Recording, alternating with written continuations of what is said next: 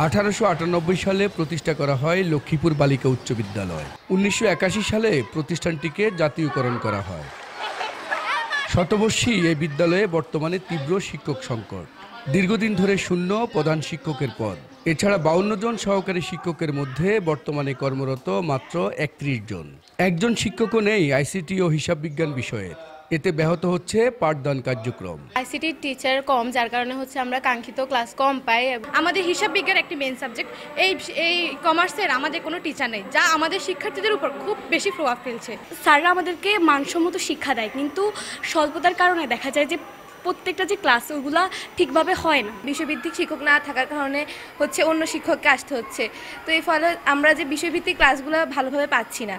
শিক্ষকরা বলছেন বিষয়ভিত্তিক শিক্ষক সংকট থাকায় অতিরিক্ত ক্লাস নিতে গিয়ে হিমশিম অবস্থা তাদের। অনেক ক্লাসের কারণে আমার পাঠদানে ব্যাহত হয়। বিজ্ঞানের শিক্ষকের ঘাটতির কারণে আমরা প্র্যাকটিক্যালের বিষয়গুলোতেও মনোযোগ দিতে পারি না। বিদ্যালয়ের প্রধান শিক্ষকের পদ দীর্ঘদিন খালি থাকায় বিদ্যালয়ের প্রশাসনিক কাজও ব্যাহত হচ্ছে। সম্পূর্ণ বিপরীত সাবজেক্ট দিয়ে ক্লাস নিতে হচ্ছে।